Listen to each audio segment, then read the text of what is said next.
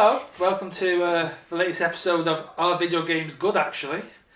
This one coming at you from the same spot, rather than from different spots. In fact, different parts of the country. Yes.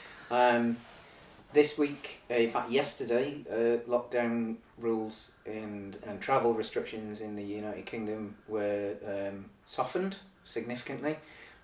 So I've travelled across the country to see my family, who I haven't seen in 7 months, 8 months maybe, something like that. I happen to live in the same area. So we thought, you know what, we haven't actually done a face-to-face in the entire history of this channel. So let's do it. And we both had our first jab as well. I had mine, in fact I'm nearly due my second one. That should be in a week or two. And you had your first one just the other day. Yes. Yeah. For anyone that hasn't had it, nothing to worry about. So if you get the chance, go and have it. Have your jab. Yeah, go and have your jab. Didn't hurt and didn't feel terribly rough afterwards, so get on it. You may notice that we are colour coordinated today. Yes, because we are reviewing Super Mario Bros. Yes. The film from 1992, I think? Yeah. Was it? Yeah, 92. So you have Mario Hello. and Luigi. Yeah. We even decided to trim down to moustaches for the event. So I've got my NES cap on, but because I'm Luigi, you're gonna he put does it wear it backwards in the he does, doesn't in the film. Yes. Yes. So here we go. Yeah, and we are drinking the Nectar of Scotland, but we are not sponsored. Iron Brew. Yeah. It's the full strength stuff as well, I think. Yes, because the diet stuff is foul. I've not actually tried the diet stuff. Cheers, James. Remember when I took that 6-pack of diet to like Leeds and it's just yeah. I haven't tried the Max yet. Pardon? Iron Brew Max. Which is that basically like it's their zero? It's their rebranding of diet, I think. Yeah. Because I think they've got rid of diet and just gone straight. I know they to have lowered the sugar in full fat as well. Any Americans who are watching who don't know what Iron Brew is, it is made out of girders. Yeah. Hence the name. It's orange as well. Yes. It's liquid rust. It's liquid rust. It's a beautiful, sweet liquid rust. It's somewhere between rust and honey. I'd say. Yes. Yeah. It's a good way of describing it. No one knows what it is. Yeah. And it is one of the only drinks that outsells the Behemoth Coke. In its particular region. In its country. Scotland, I think, is the only country in the world where Coke or a Coke-owned beverage is not the number one soft drink. So if Coke is present, that is obviously. Yes, so there might be a country where Fanta is the top selling drink as opposed to Coke, but it's still a Coke-owned drink. Yep. But in Scotland, Iron Brew reigns supreme. And it is delicious, so if you ever get the chance, give it a try. It's a bit different. That is it for... That's our cultural studies for Bears today. Do Beverages. Yeah, Bears Do Beverages, yeah. So yeah, Super Mario Bros. What did you think? It's not good, is it? I enjoyed it, it's not good. Yeah, I think I have the same answer. It's terrible. I mean, I don't think it's terrible. I think, as we've discussed with Resident Evil last week...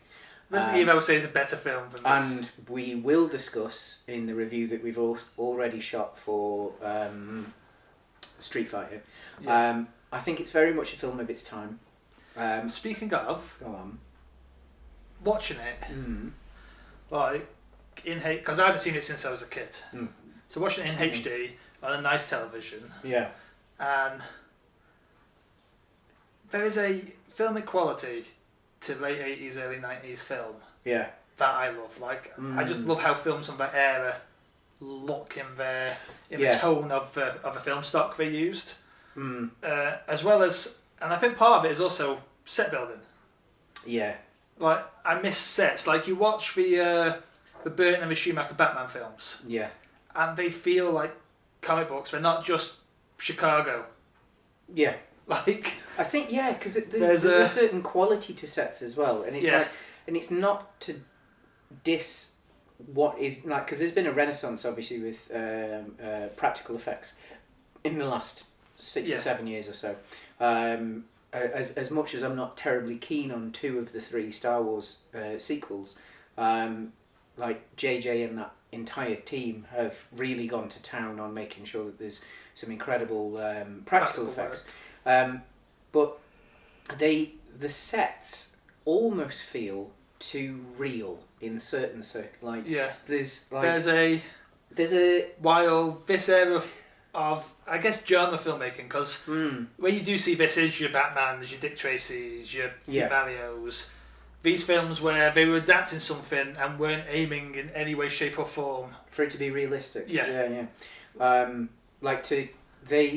As much as this is very different to the computer games in the cartoon series, it does feel like once you get to the Mushroom Kingdom, a bit fantastical, doesn't it? Like it's the city work in the Mushroom Kingdom is great. And I was watching it, I was like, I wonder, was New Donk City in Mario Odyssey ever so slightly inspired by this film?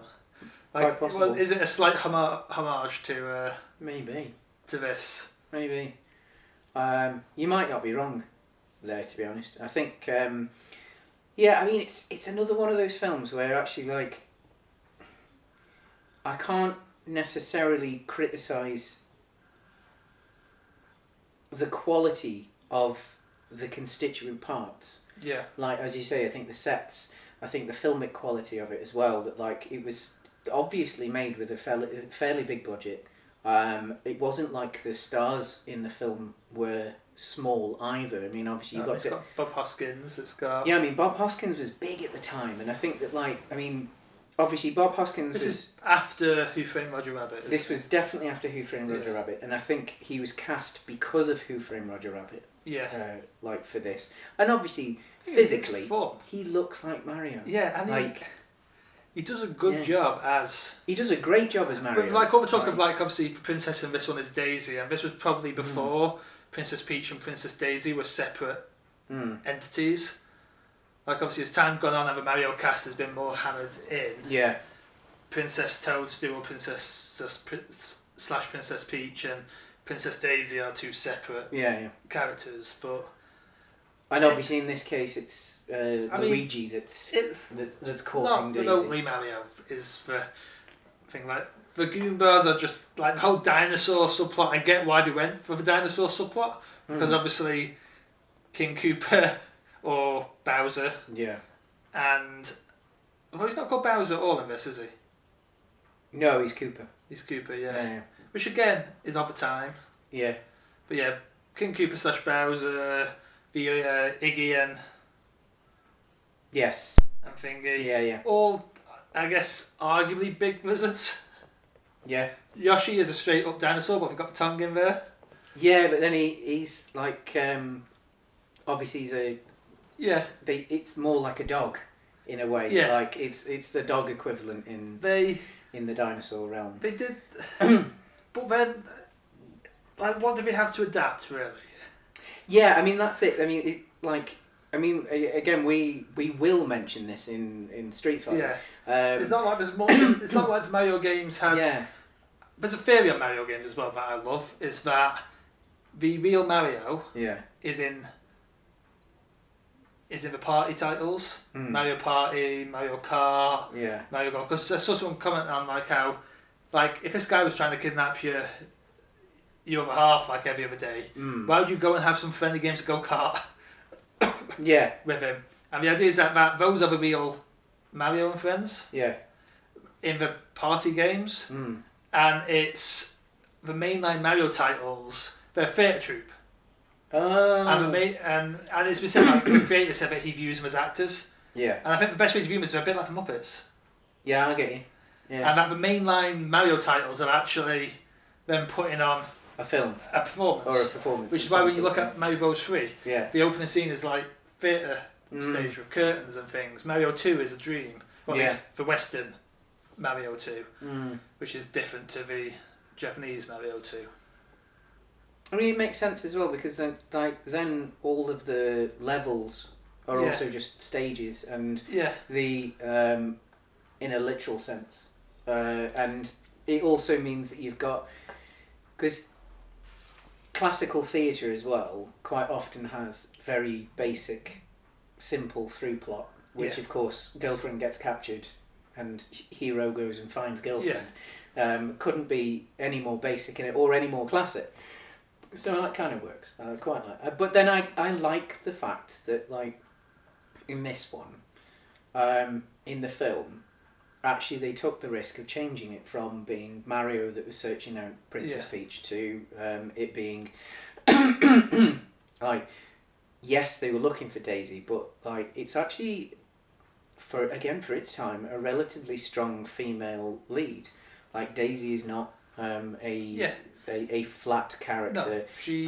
If anything, she's capable of rescuing herself. It's just Mario Bros are also there to help in the situation, because it's a much bigger situation as well, because they're trying to take down Cooper, who isn't a king. He's trying to be elected as president, and Daisy's father, he's de-evolved into mushrooms. Yes, hence why I suppose if they ever had a sequel, it would be the Mushroom Kingdom. Yeah. But then they've got there was a little line I did pick up though, which obviously was to make Americans hate Cooper even more.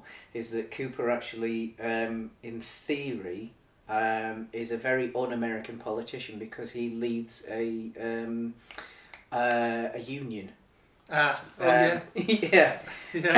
He's come to power through the means of actually looking. Well, you've also people. got the bad guy up on the surface. Yeah.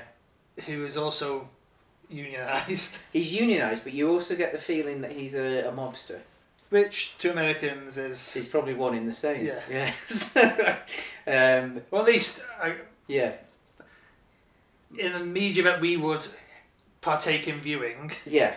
The unions and the mob are very intrinsically linked in a lot of TV and film of American culture. I think obviously again it's nearly 20 years old this as well.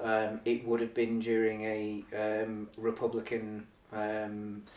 Also would have been during the height of films like Goodfellas and there was still quite a lot of decent gangster films at the time. Like I say, there's no escaping from that. It is terrible.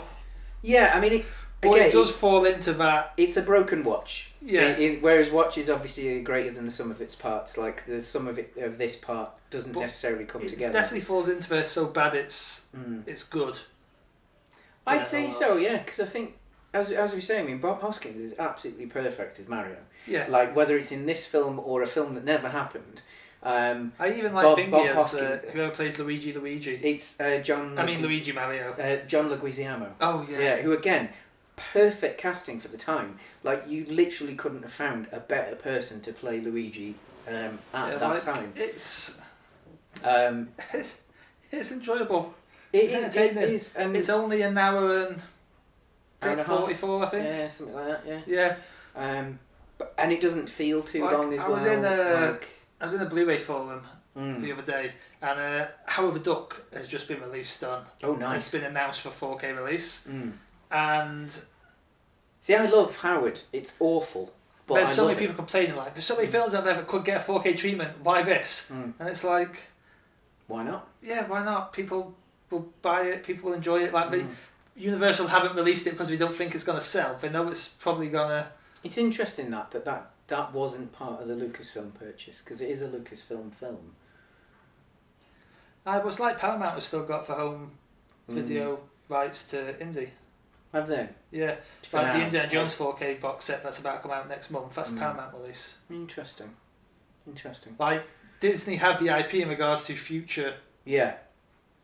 But not necessarily. They probably have to do. Well, it's like coming off track to a bit of film news for a moment. Amazon are in talks to buy MGM. Yeah. For an insane amount of money. Well, I mean, for what MGM is. You say it's insane. Like 9 billion nowadays just doesn't seem like that much. But I know obviously like Star Wars, like Lucasfilm was bought for less than that.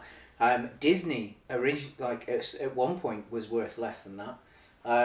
Because you have to be like MGM. That purchase is only 1986 onwards. Warner owned the MGM catalogue Before that. Before 1986, against some inside baseball.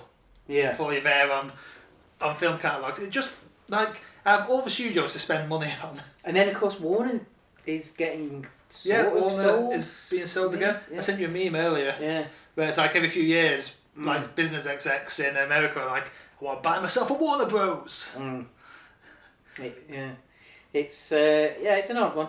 Because unfortunately, going back to gaming, obviously as we're talking about computer game films at the moment, it does look like maybe Warner Games are getting split up as part of this purchase. Like we should also, I'm not sure where the value, like, well, there's good studios there, don't get me wrong. But there's a value in talent. And there's a value in the titles. But the titles are what we don't get, the value isn't in.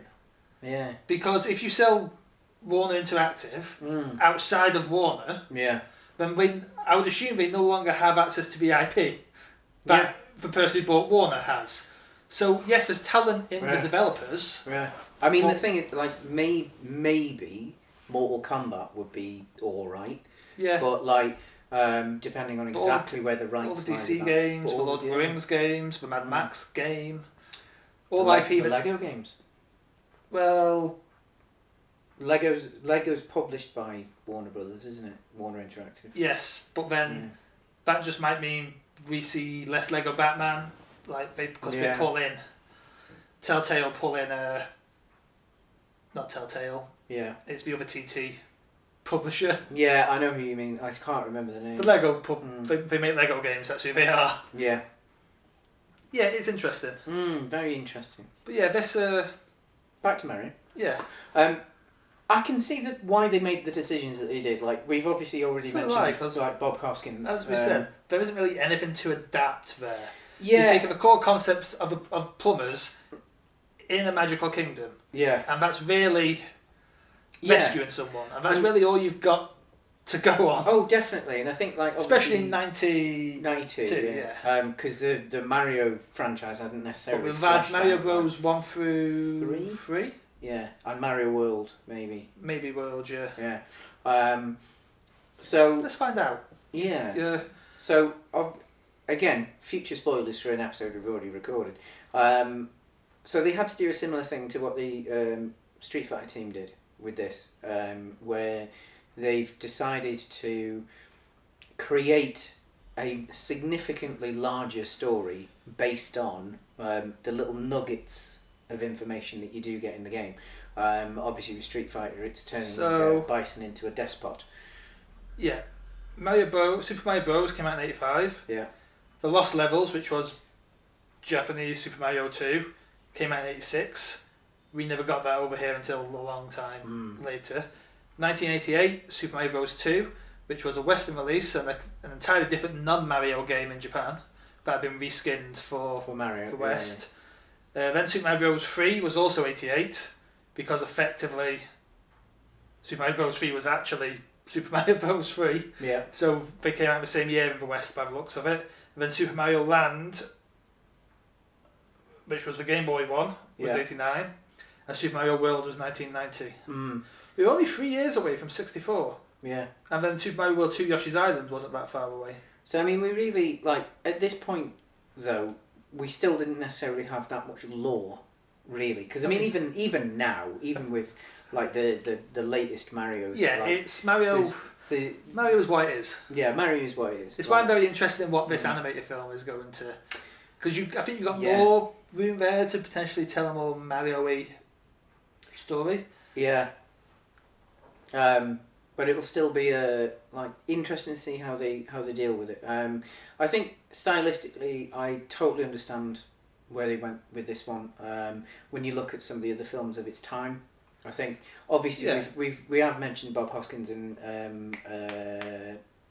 Who Framed Roger Rabbit. Yes. I think that may have been an option for this film to go hand drawn animation with Bob Hoskins in a that could have been but that would have been a bit too close to the they're just doing it probably wouldn't have been as good as Who Framed Roger Rabbit. So. Yeah, it probably wouldn't have been as good. So you can see why they didn't do it. I think there's certainly elements of the Ghostbusters films in this. I think there's tonally some of that.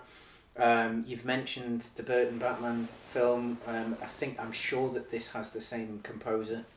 Danny Elfman. I'm sure this is Danny Elfman. It was a very Danny Elfman soundtrack. I don't think it is Danny Elfman. If it wasn't Danny Elfman, this was someone who wants to be Danny Elfman. And then the heroine Daisy, actually, there were times, especially that the mid credits.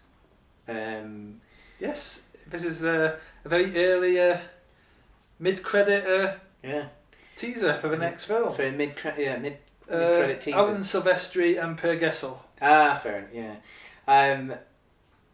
The composers, that is. But she actually reminded me a little bit of Ellen Ripley from the Alien films. I can see that. There were certainly elements of that to it. Speaking of, have you seen the images of that new Mary Elizabeth Winstead assassin film? I have, yeah. Where it's basically Crank, but with Winstead doing her best Ellen Ripley impression. Yes, yeah. I'm very looking forward to that film. Me too. Personally, I know we've already covered Zack Snyder on our shows before. She would have been my choice for his Lois Lane. I do want to watch Army of the Dead at some point. I want to watch Army of the Dead as well. Which, slight tangent. Myself and my wife will be recording this month's episode of Bear Hug, as James hasn't watched any wrestling this month, which is fair enough. If you do get the chance, though, because I was going to get James to watch an episode of AEW Dynamite, because they had one of their big matches recently, but I don't think he would have got anything out of it. But Backlash, that was on the other night, Sunday night, was sponsored by Army of the Dead. And of course, Army of the Dead stars Dave Bautista, former WWE wrestler. So they had an Army of the Dead themed match, which has caused some controversy in the fandom. Yeah. Yes, because if there's anything more toxic than the Snyderverse or even the remake The Last Jedi fandom, it's wrestling fandom. And so it's worth a watch because it's ridiculous and it's over the top and it's stupid and in many ways, no, it probably shouldn't have happened, but at the same time they were paid an incredibly large amount of money and it was quite good fun. So more on that on Bear Hug later in the week. On that note, bring that back. Matt, are video game movies good actually? Ooh. I mean, I think there's only one right answer here. I think for this, the answer is probably not. It's not a good film. I would argue maybe it's a good movie. It's not. The answer is no. Yeah, the answer is no. No, they are not. However, it's fun. Yeah. And there are worse ways I could spend. There's certainly worse ways you can spend 90 minutes. A couple of hours, I had a good time. I did not come out the other end of that thinking, oh God, it's not. I've got to talk about this. It's certainly not 90 minutes that you won't get back. Plus, I said at the start, I'm a sucker for films of that era. I love the craft in the set building. I love the way film of that era looks. Yeah. Especially when it's been had a decent job of making it HD. Yeah. There's that opening scene as Daisy's been dropped off at the church. Lovely, isn't it? There's it's nerdy, but let's say tonally. Yeah. No, I completely agree. I just love the way film looks from this. Modern film shot on film don't look like that. No, but then everything's a lot cleaner now. I have a soft spot for the late 70s, ever so slight lens flare look. Well, not obviously to the fake J.J. Abrams level. Well, speaking of J.J. Yeah. Super 8 is getting a 4K release next Which week for its 10th anniversary. Is it that long? Yes. That makes me feel old. It does, yeah. But that film, JJ in that film, did such a wonderful job because I think he shot it digitally.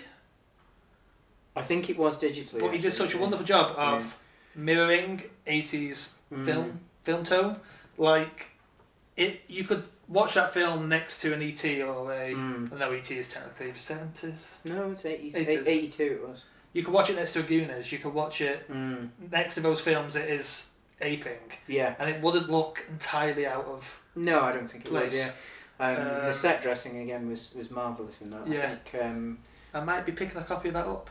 We've got some interesting... I'd argue that was his best film. 4K, it is his best film, yeah. Between that and 09 Trek. No, I'd say Super 8. Actually, even Force Awakens is good. JJ just has a problem with finishing things. Yeah, if it was like a Super 8 2, it probably wouldn't have been... But Super 8 manages to stand alone, so nothing taints the experience. Right. As we're talking about, are we... Oh, sorry, go on. I was just going to say, we've got some wonderful home releases coming up in the... and 4K films, I believe, are not region locked. So if a country's getting a 4K film that you're not, import away. Yeah. But if you're paying for it, you're paying for it. In the end. Don't steal. Yeah, import. Yeah. Willy Wonka and Chocolate Factory is getting a 4K release on Warner. Scott Pilgrim, for its 10th anniversary, is getting... See, I like that film, but I'm not necessarily sure I need to buy it again. Willy Wonka and the Chocolate Factory, however. Yeah. Howard the Duck, as I mentioned earlier. Indiana Jones next month is getting its... Right. And they've gone in and apparently... I imagine it's the Raiders cut we saw on the IMAX that time. I believe that was when we did the remastering of them. Fair enough. I've seen people marking it down because it comes with Crystal Skull, and they're like saying, I'd have paid the same without Crystal Skull. I'm just not gonna buy it at all now. It's like, well, that's up to you, isn't it? Yeah. Where's the logic there? Yeah. Why punish yourself? I'm gonna say here, it might be a hot take. Killing with a Crystal Skull is fine. It's fine. I think it's fine. I also completely understand the logic of why it is what it is. And in the same way with the prequels and anything else, George, and in this case Stephen, owe us fans nothing. It's their film. It's their it's their property. It's their baby. It's their brainchild. If that's what they wanted to do to it, that's what they wanted to do to it. Did you see that meme doing the rounds? Doesn't stop us from enjoying the other films. Post your first Amazon order. I did. I didn't actually bother going in. I didn't post it, but I did go and check what it was. Space Jam, that's getting a 4K release as well. How do you check? I just scrolled through my Amazon and went to the... You can filter it to year, so I just went to the first year on there. I have no idea. Mine was a Final Cut Pro, a big, thick kind of how-to-use book. Interesting. Let's have a look. I remember though, yours might be later because you had a firm I will order off play.com and never Amazon ruling for the first few years I knew you. Wait, because I worked for the company that owned it. What, play.com or? Yeah. Choices owned it. I did not know that. Yeah. I think I even got discounted. Is play.com still around? It got eaten up by something else. Yeah, I just wonder if the actual website is still... I don't know. I'm sure it became something. What did it become? Wasn't it? It might have been. It got eaten up by Xavi or something like that. No, it was Zakuten. Something like that, yeah. All-Star Superman Volume 2 was my second purchase. Apple Pro Training Series Final Cut Pro 7, followed by All-Star Superman Volume 2. And then there's some Roland Barthes and some film as art, because we were in uni at the time. It looks like the first thing I bought was a battery for our Sony cameras. Yeah, if you go on play.com, it takes you to Rakuten. Rakuten, yeah. A battery? Yeah, a battery. What for? Our Sony cameras. Oh. Yeah. Oh, that's actually that's significantly closer in time to... 2010. Yeah, my earliest one is 2006 or 7. Yeah. You stuck by your guns and didn't order off Amazon for a while. I didn't need to. Yeah. I think that was the thing that that said, we're going hugely. This meme is doing the round. Yeah. If you can shop local, shop local. Yeah. Amazon doesn't need your money. And in the UK at least, sometimes it is Xavi, isn't it? Yeah. And HMV. HMV still have an online presence. Zavvi has an online presence, but they're fine. Yeah. HMV is pretty decent. Like often, especially for like. It's for convenience, so isn't it? Like I ordered. Well, I mean, for films, often HMV online is better than Amazon. Amazon will get to you quicker, depending on how. They'll get it to you quicker, but it won't be as cheap. I order off HMV, and I try and order my comics and things from independent comic shops like Travelling Man in Manchester, and obviously you might be watching our comics podcast where we talk a lot about comics and the ins and outs of how they get published and things like that. Comics Unmasked, also on this channel. But because it might be a triple post this week. Yeah. If I do get there hooked on, probably won't. No. But yeah, from the other day I impulse bought something as I was in bed. It was about 1 a.m, and I impulse bought something off Amazon. Yeah. It was through my door before I left the house. Yeah. The next day, it's like it's hard to fight that. It is hard to fight that, and I think like. But yeah, when you can. Jeff Bezos doesn't need your money. No. Bezos books. I mean, the thing is, even if it is a multinational company that you're going to go and buy from on the high street, there are people who rely on that. And I realise I'm a bit hypocritical saying this because I do shop for Amazon a lot, but I try. I get it. I get stuff from it, and that's all you can really do. I think as the sitcom Good Place taught us, there is no ethical consumption in capitalism. No, there isn't. To round this episode off then, as we're talking about Mario today, amongst other things. Your favourite platformers? I think so. Favourite platformers, yeah. Mario Odyssey. Not even that game is perfect. That game is the best game of the year it came out. It might be the best game if we count the Switch as part of the last gen. It's potentially the best game of that generation. Mario Odyssey. I'd say it is last gen, yeah. Yeah. Because it's like, I know it's straddled, but the rumours are that we probably aren't going to get the Switch Pro this year just because of the manufacturing issues. Because an argument can be made we didn't get the PS5 or the Xbox last year with how hard it is to actually get one. Well, I mean, it's still the PS5 in particular. I don't know Xbox because obviously Microsoft don't tell people any. Series S's are pretty easy to get hold of now, but Series X's are still. I meant sales wise. Oh, sales wise. Because Microsoft don't say, so it's like you have to kind of. I have to feel it's done well, I think. I think it's done pretty well, yeah. I mean, Sony have said that it's selling through better than the PlayStation 4 did in the same period of time. But it feels weird because it wasn't difficult to get a PS4.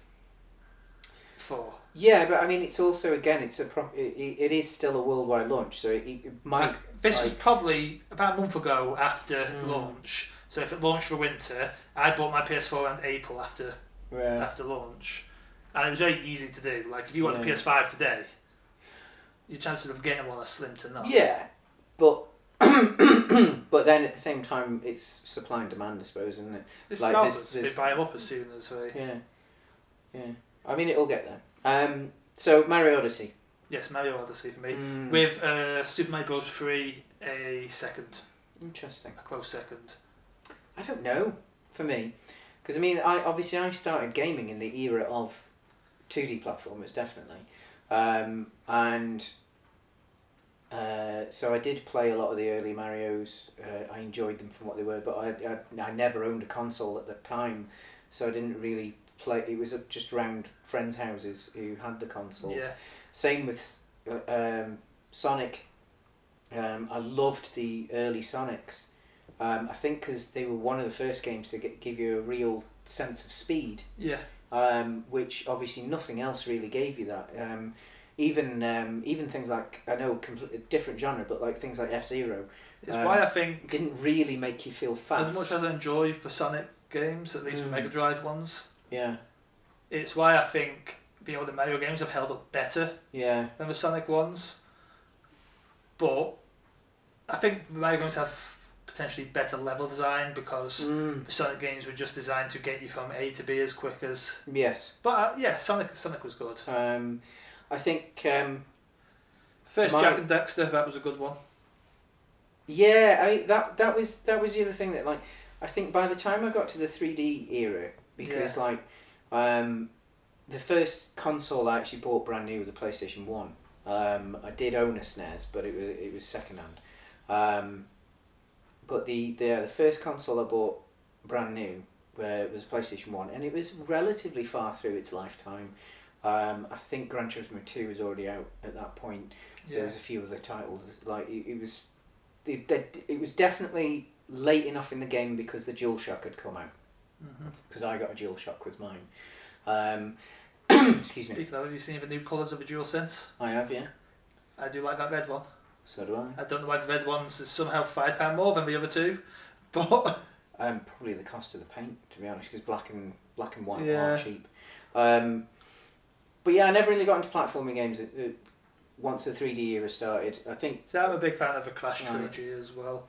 I think there was quite a fine-tuned Twitch controller though. Yeah, I think that's the thing. Like there were so many things in the early like 3D era that just felt a bit clunky. Yeah. Like the reason that I'm not a big fan of Tekken is because of my memory really of Tekken on the PlayStation 1 and Tekken on the PlayStation 2. Like there's a sluggishness to it as opposed to what I remember of Street Fighter or I remember of Mortal Kombat. And so like I never really got into it, although I think 2016's Ratchet and Clank? Yeah. That was wonderful. I love that game, and as soon as I get a PlayStation 5, obviously Rift Apart is going to be a must. I'm very excited for it. Yeah, it's probably going to be a day one release for me. I think if I had a PlayStation 5, it would be a day one release for me as well, to be honest. Well, I'm going to go a little bit out of the mainstream. Are you going for Crystal Caves? So, which was... Remember Cool Spot? Do you remember Cool Spot? I don't. Yeah. It was a platform where you played as the 7-Up mascot. Oh, nice! Yeah. God, early, like the 16-bit era was full of so many weird... Like, there was a McDonald's game as well, where you played with these two guys, and you had weapons and you were platforming through like from the McDonald's lands. I don't know. Yeah. You collected M's. Like you just think about it, and like you couldn't imagine that happening to they weren't even, at least from my memory as a kid, they weren't terrible games. Well, some of them weren't. I mean, it's could like you imagine a McDonald's Pepsi, game or a 7-Up game today? That Pepsi Man one, that still looks like a solid platformer now. Yeah. What was the one with the Noid? Wasn't that like Dr. Pepper or Pizza Hut or something like that? Oh, I remember that game. Yeah. And I don't think that was a. I'm sure it was a big. Noid, did you say? Noid, yeah. Oh, the Noid was apparently Domino's Pizza, that was it. So like, but then in recent years, there have been like KFC did a dating game the other year, didn't they? In the style of Dream Daddy.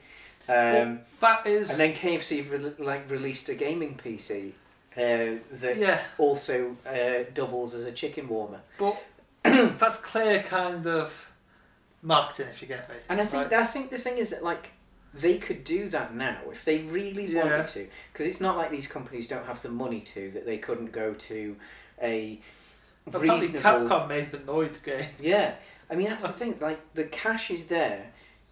I think the thing is they'd have to do such a good job with it, especially if they were going to charge people for it, because obviously like that Dream Daddy clone was free, so it's not like you had to pay for it, so it was fair enough.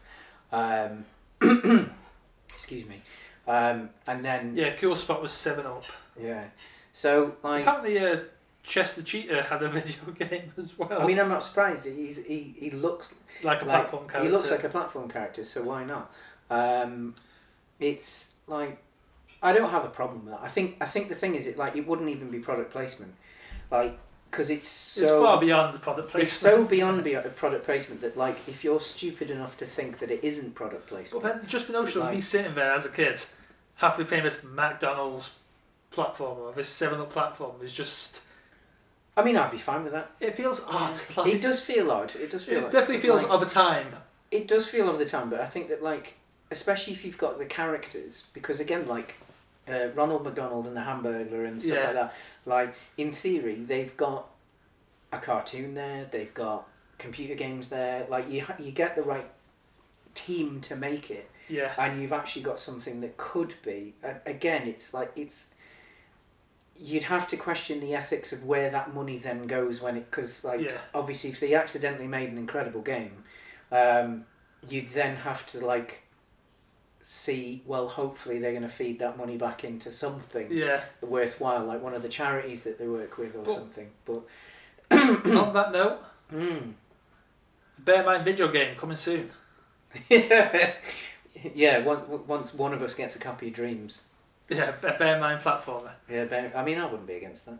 Yeah, we will see you in our usual boxes. Yeah, in our usual boxes next week. We'll be back stuck in the arcade cabinets. Yeah. For Doom. Doom next week. Yes. The Dwayne the Rock Johnson vehicle, amongst other people. I think it was Carl Urban, wasn't it? Yes, Carl Urban, isn't it? And Rosamund Pike. Yes. Yeah. Weird cast. It has the infamous first person. Yeah. But we'll talk more about that next week. And on that note, stay safe. See you later.